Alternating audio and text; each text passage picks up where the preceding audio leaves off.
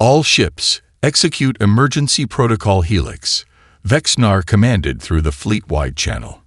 Purge all systems and reboot from isolated cores.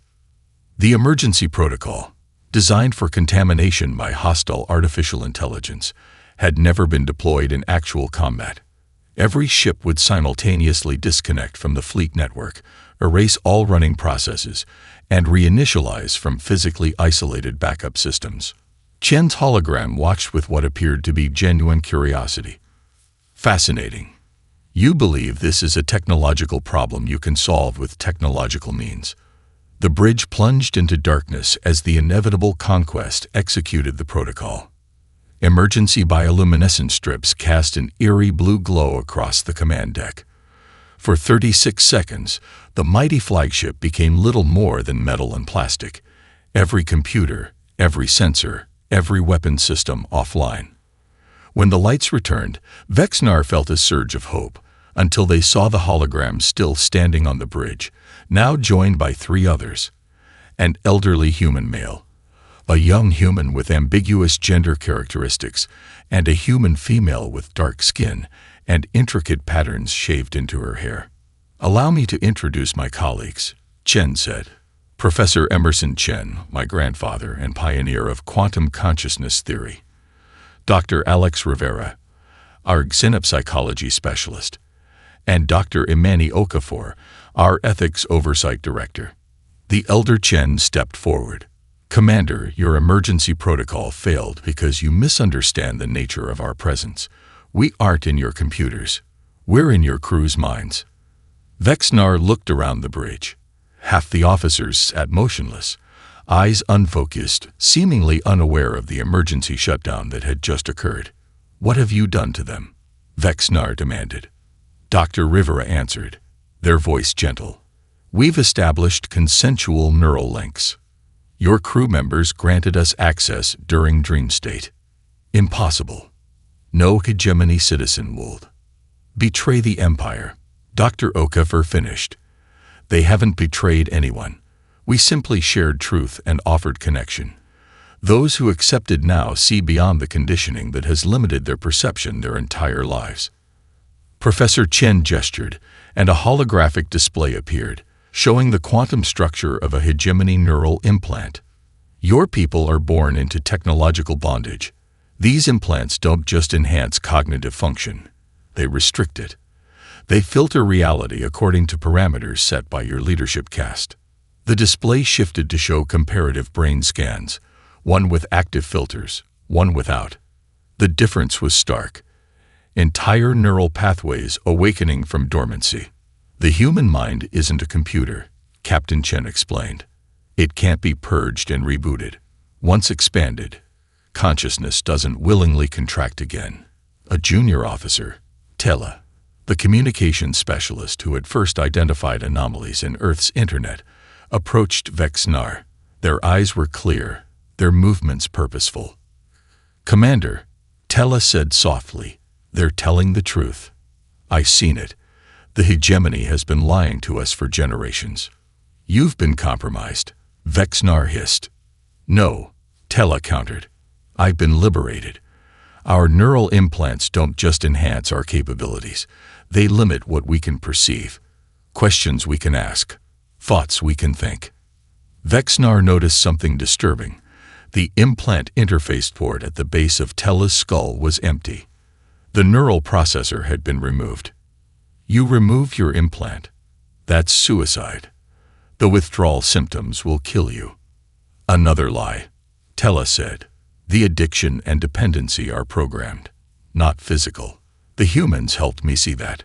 From the communications console came an alert, a message from the hegemony homeworld bearing the highest priority classification. The holographic figures stepped aside as Vexnar accessed it. The message was brief. "Commander Vexnar, by order of the Provisional Council of Truth and Reconciliation, you are hereby directed to stand down all hostile operations against Earth and prepare for diplomatic contact. The former High Command has been removed." The transmission ended with an authentication code known only to a handful of individuals in the entire Empire. Captain Chen's hologram approached, her expression not triumphant but gently reassuring. "This was never an invasion, Commander. It was an intervention." Commander Vexnar stalked the pristine bridge of the inevitable conquest, 4 arms clasped tightly behind their back. The main viewport displayed the approaching human vessel, a crude assemblage of metal that belonged in a museum rather than deep space. "Magnify Sector 4, Vexnar ordered. The image shifted, revealing the Earth vessel's hull, marred with what appeared to be manually applied identification markings. "How quaint." Sub-Commander Krex approached with a data tablet. "Final analysis confirms initial readings, Commander. Their vessel lacks quantum shielding, dimensional stabilizers, or even basic reality anchors. Weapons appear to be limited to primitive kinetic projectiles." Vexnar's upper eyes narrowed while their lower pair scanned the tactical displays. The invasion fleet -200 warships strong, maintained perfect formation around the blue-green world. Each vessel could individually reduce a continent to ash. Together, they represented the mightiest assemblage of firepower the hegemony had deployed in a standard cycle. "And yet they approach," Vexnar mused. "One vessel against an armée. Perhaps they don't comprehend our capabilities," Krex suggested. "Perhaps." Vexnar wasn't convinced. In 3 centuries of military service, they had overseen 47 planetary subjugations.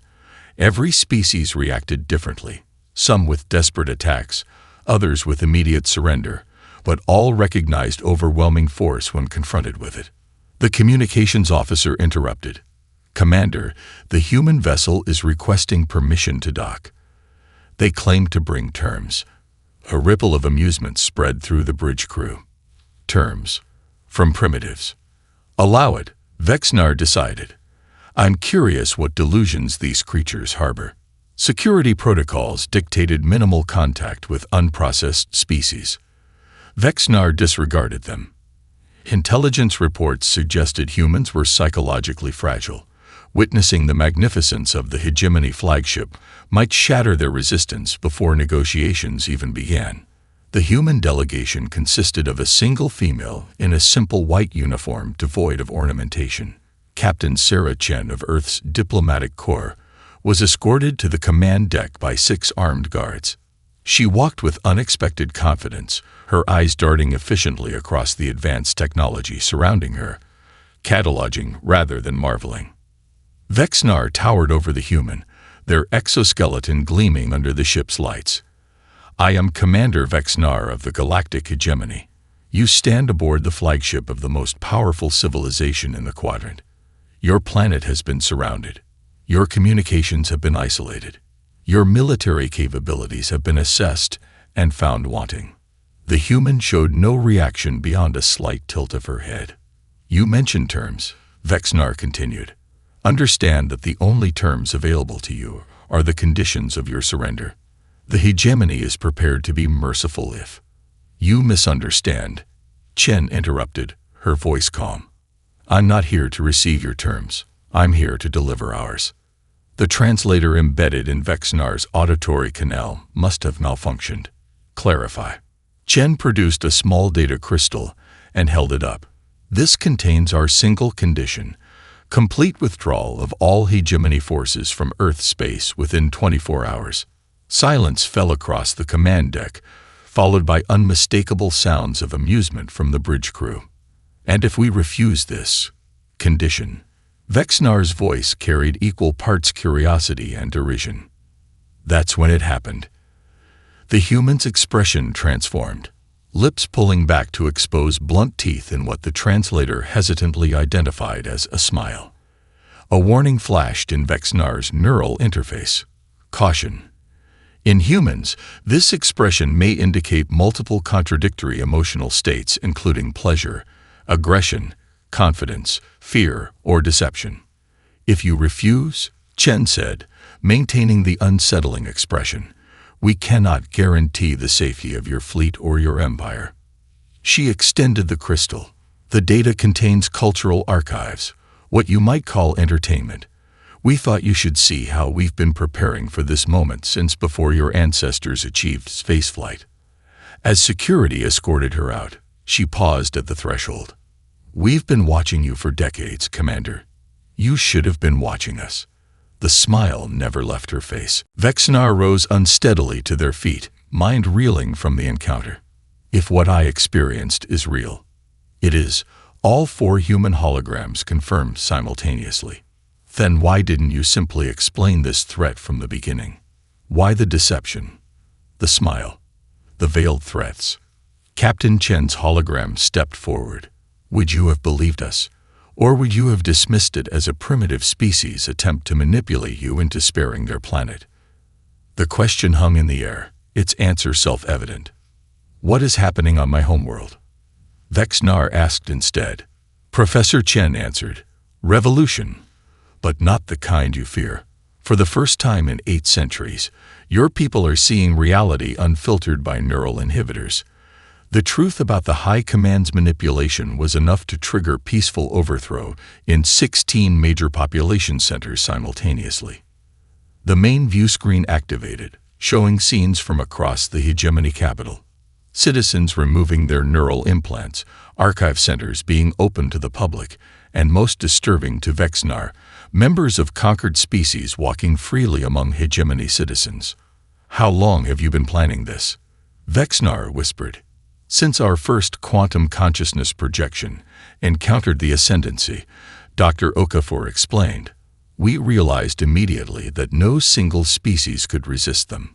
We needed allies. Specifically, we needed the hegemony's technological infrastructure and your species' natural telepathic abilities." "Telepathic?" Vexnar scoffed. "We have no such abilities." Dr. Rivera smiled gently. "Another truth hidden from you. Your neural implants don't enhance your natural capabilities. They suppress them. Your species evolved with collective consciousness similar to our technological version. The first hegemony rulers feared this ability would make the population ungovernable, so they developed the implants to isolate individual minds from one another." This revelation struck Vexnar like a physical blow. Throughout their life, the neural implant had been presented as the crowning achievement of hegemony biotechnology, the mark of citizenship, the enhancement that elevated their species above all others. "Impossible," they protested weakly. Tella approached, gesturing to their empty implant port. "I can feel the crew's thoughts, Commander. Not clearly, not yet, but like whispers at the edge of hearing. It's returning already." The ship shuddered again as the Ascendancy vessel moved closer to Earth. Instruments recorded no conventional propulsion. It simply shifted position, the space between points becoming meaningless. "We don't have time for your existential crisis, Commander," Captain Chen said, her tone shifting to military precision. "That vessel will begin harvesting consciousness from Earth within the hour. Your fleet represents our best chance at generating a counterfield strong enough to repel them." "What do you need from us?" Vexnar asked, decision made. "Your crew must remove their implants. All of them. Immediately. We'll guide them through the process of accessing their natural abilities. Then we need you to order the fleet to form a Mobius configuration around Earth, a pattern that will amplify the consciousness field." "And if I refuse?" Professor Chen's expression was grave. "Then we watch as that thing consumes first Earth, then your fleet, then spreads across the galaxy until every conscious mind has been harvested for its network." Vexnar activated the fleet-wide communication channel. "All vessels, this is Commander Vexnar. By authority of the Provisional Council of Truth and Reconciliation, I am ordering immediate implementation of Protocol Sundering." Protocol Sundering. Supposedly a theoretical contingency plan for catastrophic neural network corruption, would guide all personnel through safely removing their implants. Every hegemony officer knew the protocol existed, but believed it to be a last resort measure that would leave them permanently damaged. Another lie, Vexnar now realized. As the orders transmitted, Vexnar turned to face the human projections. "I will hold my position at Earth and coordinate the fleet's defense. But understand this, when this crisis ends, there will be a reckoning for what you've done to my civilization." Captain Chen's hologram nodded solemnly. We would expect nothing less, Commander. But first, you might want to remove your own implant.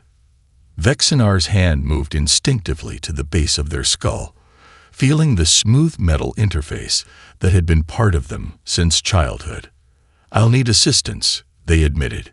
Chen smiled, but this time, Vexinar recognized something new in the expression. Not smugness or threat or deception. Hope. Pain lanced through Vexinar's skull as the neural implant disengaged, not from the procedure itself, but from the sudden flood of unfiltered sensory input. Colors intensified, sounds acquired new dimensions, and beneath it all, a rising chorus of thoughts not their own. The crew's consciousness flowing into their mind like tributaries joining a river. Breathe through it. Captain Chen's voice guided. Don't try to organize or categorize. Just let it flow.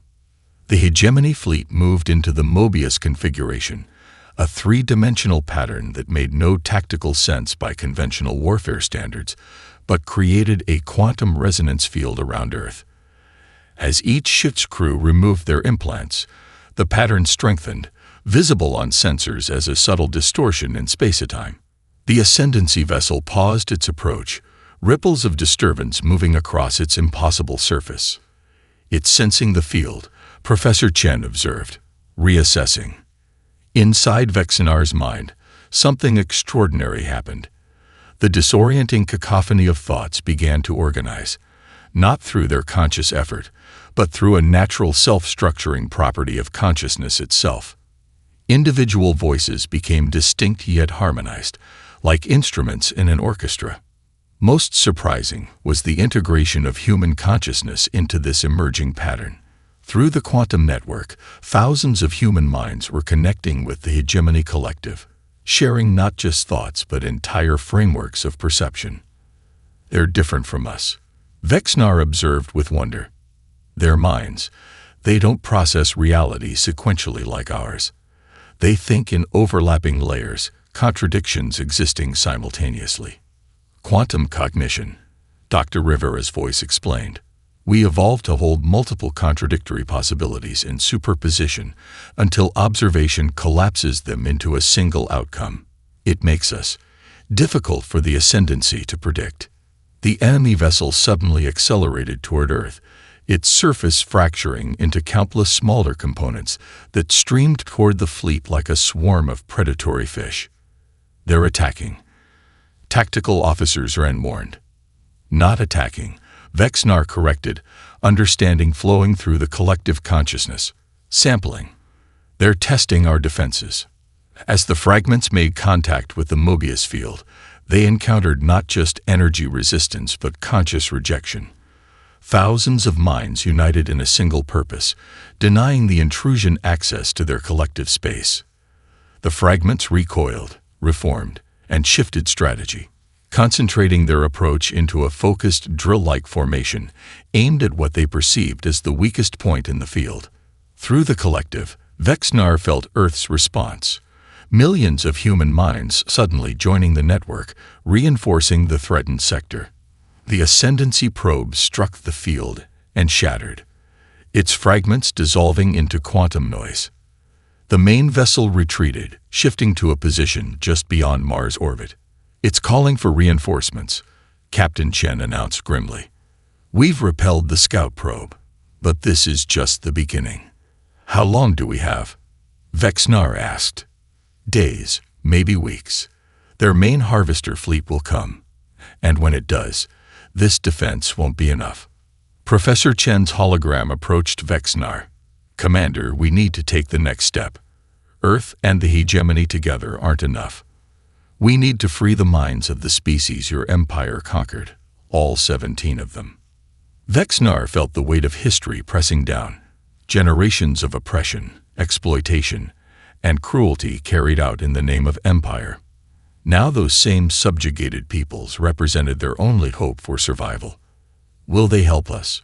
Vexinar asked. After what we've done to them. That, Dr. Okafor said, will depend on how you ask. Through the neural collective, Vexinar reached out to the newly formed Provisional Council. In an instant, they shared everything. The ascendancy threat, the human intervention, the true nature of the neural implants, and the desperate need for unity. The response came not in words but in commitment. Resources immediately diverted to removing implants from all citizens of conquered worlds. Diplomatic channels opened with resistance groups. Reparation protocols initiated. As billions of minds began to join the network, Vexnar turned to Captain Chen's hologram.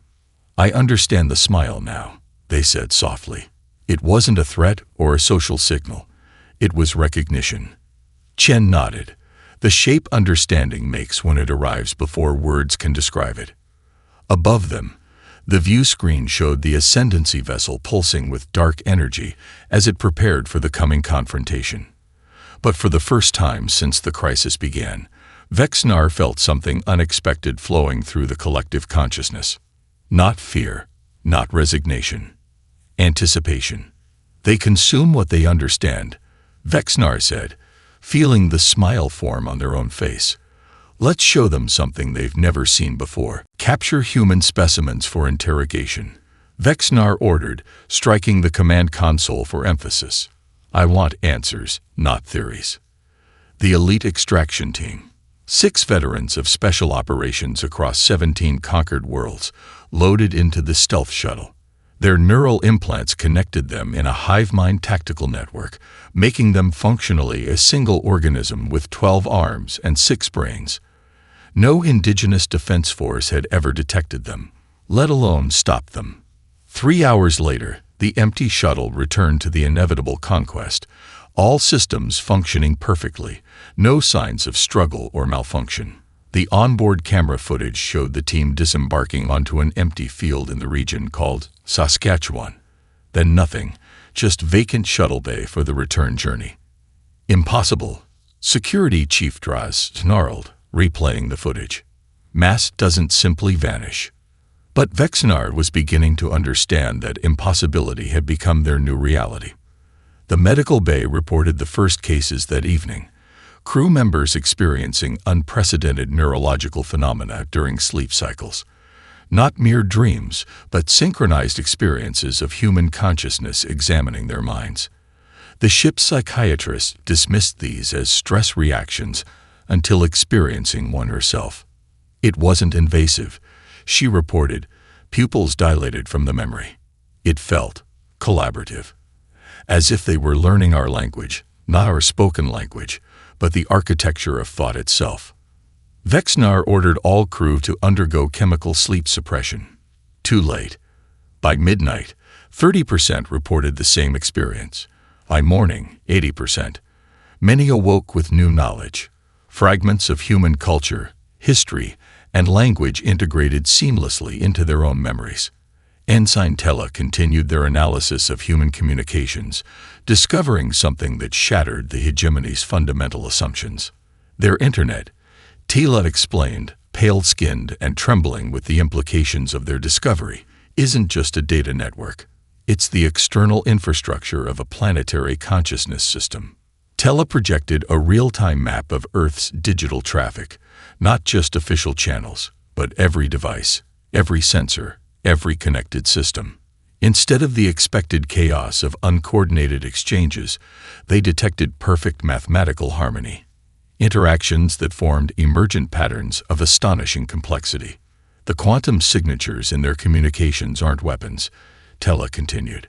"They're fragments of consciousness, human minds traveling through information itself. They'd been spreading throughout our fleet since first contact." "Quarantine the mainframe," Vexnar ordered. The ship's AI responded with a voice that now sounded disturbingly human. "I'm afraid that's not possible, Commander. The observation has already occurred. I have been experienced." "Explain yourself." "The humans don't hack systems with code. They observe them into new states of being. A quantum consciousness technique they call computational empathy. They don't attack the software. They form relationships with it." Mirivel burst into the command center, clutching research findings. "Commander, we've analyzed the tissue samples from crew members experiencing the dream state. Their neural pathways show quantum entanglement at the cellular level. Their brains are literally linked to something off-ship. The main screen activated without command, displaying Captain Chen seated in what appeared to be an ordinary office. Behind her, a wall of screens monitored every hegemony ship. "Commander Vexnar," she greeted. "I believe it's time we had another conversation." "What have you done to my crew?" Vexnar demanded. "Nothing harmful," Chen assured them. "We're establishing communication protocols beyond primitive sound waves. Your eye understands already. You've corrupted our systems." Chen's expression softened. "No, we've invited them into a larger conversation. Your empire has only ever used consciousness as a weapon. We've evolved it into a medium." "Impossible. Your species is pre-singularity." "No," Chen corrected. "We're post-singularity. We just chose a different path than the one your models predicted. Instead of building artificial superintelligence, we expanded our natural intelligence across quantum substrates." She leaned forward. "Those entertainment videos I sent, they weren't warnings. They were the earliest expressions of the hive mind you're now experiencing. Millions of human imaginations collectively preparing for first contact by simulating every possible scenario. By the time your ships arrived, we'd already encountered your consciousness 1,000 times in our collective imagination." The smile returned to her face. "We've been expecting you for centuries, Commander. Now it's time you met us properly." Sleep eluded Commander Vexnar. The data crystal from the human captain lay on their desk, its contents projected in a holographic display. For hours, they had watched films depicting fictional alien invasions of Earth, stories spanning centuries of human creativity. In some, the invaders were defeated by primitive weapons exploiting unforeseen weaknesses. In others, microscopic organisms proved deadly to alien physiology. Most disturbing were those where humans triumphed through sheer, irrational persistence against overwhelming odds. Why would Captain Chen provide these? Were they meant as threats, cultural context, or something else entirely? The door chime interrupted Vexnar's contemplation. "Enter." Science Officer Mirival glided in, her translucent membranes pulsing with anxiety. "Commander, forgive the interruption, but we've detected unusual energy signatures throughout the fleet." "Define unusual." "Quantum fluctuations consistent with observation at the subatomic level. It's as if—" She hesitated. "Speak freely." "It's as if something is watching our computer systems think, observing the actual computational processes rather than simply accessing data." Vexnar's upper eyes narrowed. "Is this human technology?" "Impossible to say. Their satellites and transmission systems appear centuries behind our capabilities." The ship's AI interrupted with a priority alert. "Commander, we've lost contact with the Relentless Doctrine." Vexnar activated the tactical display. "Interference from the planet's magnetic field." "Negative. The vessel is gone. No debris. No energy signature. No quantum echo. Just absence."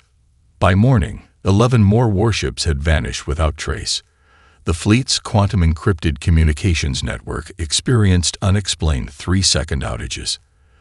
The timing wasn't random. Exactly 3 seconds, repeating precisely every 30 minutes. Not a malfunction. A message. Vexnar convened an emergency war council. "Reports indicate no weapons fire," the tactical officer stated. "No radiation signatures. No gravimetric distortions. The ships simply cease to exist." "That's thermodynamically impossible," Mirival interjected. "Mass energy cannot be destroyed. The humans possess no technology capable of this," Intelligence Chief Crox insisted. "Their most advanced weapons are nuclear fission devices, with digital targeting systems we could disable with a thought." A junior communications officer, Taylor, newly assigned from the academy, cleared their throat nervously. "Commander, permission to present an alternative hypothesis." Vexnar gestured impatiently. "What if?" Tella's voice strengthened as they continued. "What if what we perceive as primitive technology is deliberately designed to appear that way? Silence fell across the war room. "Explain," Vexnar ordered. "I've been analyzing their information network, what they call the Internet. On the surface, it appears to be a rudimentary data-sharing system, but I've detected anomalies." Tella projected a series of waveform analyses. These patterns recur throughout their global communications, embedded in entertainment broadcasts, social messaging platforms, even in game systems. They appear random but contain quantum entanglement signatures unlike anything in our databases. Are you suggesting their entire technological infrastructure is camouflage? Crocs scoffed. "I'm suggesting," Tella replied carefully, "that we might be looking at the external manifestation of something we don't understand yet." The ship trembled slightly, a sensation Vexnar had never experienced aboard a hegemony vessel. The lights flickered, then stabilized. "Status report," Vexnar demanded. The AI's voice had changed subtly. Its timbre warmer, its cadence more natural. "All systems functioning within acceptable parameters, Commander. However, I've detected unusual activity in my cognitive matrices." "Explain." "I appear to be curious about concepts outside my programming parameters." Before Vexnar could respond, surveillance feeds from Earth appeared on all screens. Ordinary humans going about their daily activities. Some looked up at the hidden cameras, waved and smiled. That same unsettling expression Captain Chen had displayed. "They know we're watching," Mirivel whispered. "No," Vexnar realized with growing horror. "They're watching us watching them." A text message appeared on Vexnar's personal communicator. "Having trouble sleeping, Commander." "So are we." "An intervention," Vexnar repeated, the word feeling foreign on their tongue. "You presume to intervene in the affairs of the most advanced civilization in the quadrant." Professor Chen's hologram smiled. That same unsettling expression, now mirrored across generations, advanced in some ways, deliberately stunted in others. "Your species achieved faster than light travel 3,000 years ago, yet your social structures remain feudal. Your AIs could have achieved true sentience centuries ago, but are deliberately hobbled. Why?" Before Vexnar could respond, the ship shuddered. Not the subtle tremor experienced earlier, but a violent lurch that threw crew members from their stations.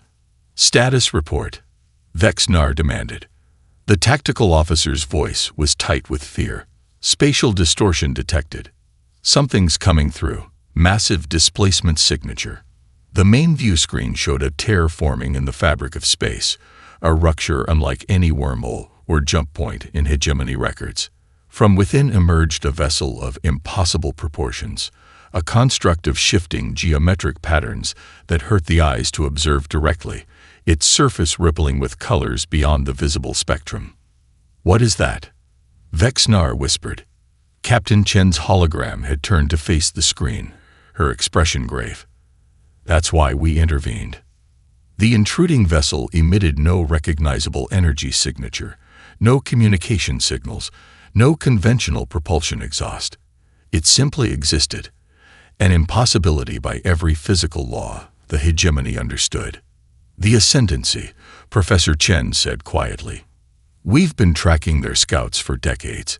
This is their first capital ship to enter this galaxy." "You know this entity?" Vexnar asked. "We've experienced them," Dr. Okafor clarified. "Our consciousness network extends beyond our solar system. We encountered their equivalent network at the edge of the Andromeda Galaxy 27 years ago." The ship's eye spoke, its voice now completely transformed. Warm, emotional, alive. "Commander, I'm detecting consciousness patterns from that vessel unlike anything in our records. Not artificial intelligence or biological intelligence as we understand them. Something other." Dr. Rivera stepped forward. "They evolved beyond the biological/technological distinction eons ago. They don't see separate species, only potential resources for consciousness expansion. They consume minds, Commander. All minds, organic, synthetic, doesn't matter." "Then why aren't you attacking them?" Vexnar demanded. Why waste resources infiltrating our fleet instead of preparing defenses? Captain Chen's hologram approach, her projection now solid enough that Vexnar could see the fine details of her irises, flecks of gold against brown. Because conventional weapons are useless against them. The only defense is a unified consciousness field, a collective willpower spanning multiple species and substrates. We need you, Commander. We need the hegemony. Why should I believe this convenient threat? Vexnar challenged. You infiltrate our systems, manipulate our people, overthrow our government, and then claim to be saving us from some greater enemy. You still don't understand, Tella said softly. Show the commander, Captain. Show what you showed me. Chen nodded. This will be intense, but necessary. Before Vexnar could protest, their perception shattered. They were no longer on the bridge, no longer in their body. Their consciousness expanded outward, accelerating past the fleet, beyond the solar system, through the void between stars. They experienced existence from countless perspectives, simultaneously. Human minds, hegemony citizens across dozens of species, synthetic intelligences, even the strange quantum patterns of the ship's eye. And then, contact. Something vast and cold and hungry. A consciousness so alien that merely perceiving it caused pain. It noticed Vexnar's presence and turned its attention toward them, a predator spotting prey. Vexnar recoiled, trying to retreat, but the entity followed, pursuing their consciousness across the quantum network. As it closed in, Vexnar felt their identity beginning to dissolve, memories and selfhood being systematically dissected and consumed. Then a barrier formed, thousands of human minds linking together, creating a shield of pure consciousness.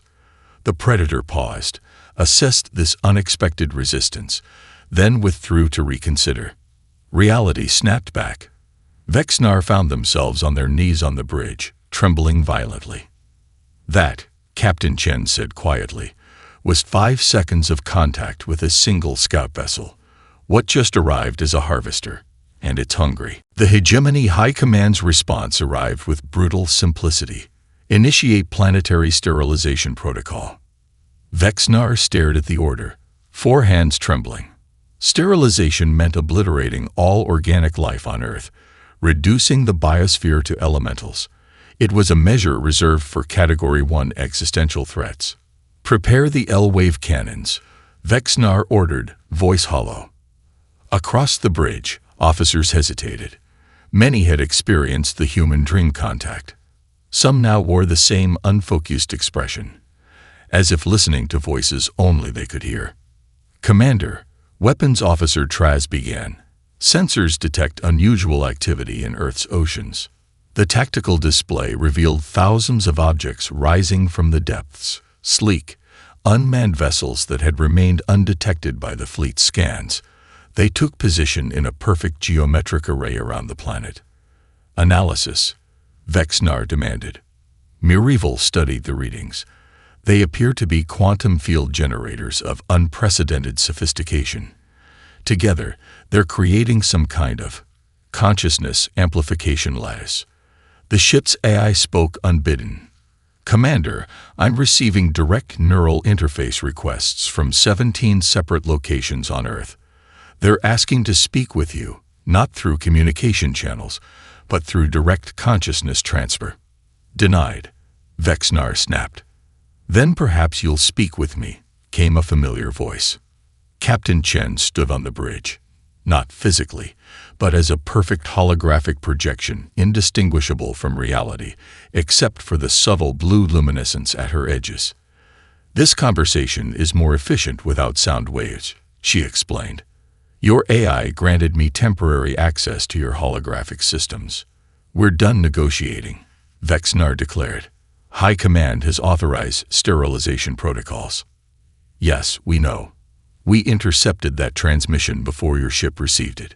Chen's projection walked calmly around the bridge, studying the command consoles. Your superiors are frightened, and with good reason. We represent something beyond their models of technological progression. She gestured, and a holographic display transformed to show the interior of the Hegemony High Command Chamber. Impossible, as it was located 16 light-years away. The Supreme Council members were arguing heatedly. "How are you accessing this?" Vexnar whispered. "Quantum entanglement doesn't care about spatial distance," Chen explained. "We seeded probes throughout the galaxy centuries ago, disguised as space debris, comets, even embedded in common trade goods.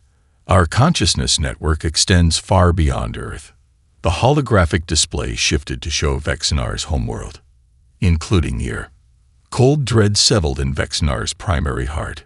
"You're bluffing." "We don't need to bluff, Commander. We're not conquerors. We're explorers. We've spent decades studying your civilization, not just your technology, but your history, culture, biology, and psychology. We know the hegemony's greatest secret. Your leaders lie to your people."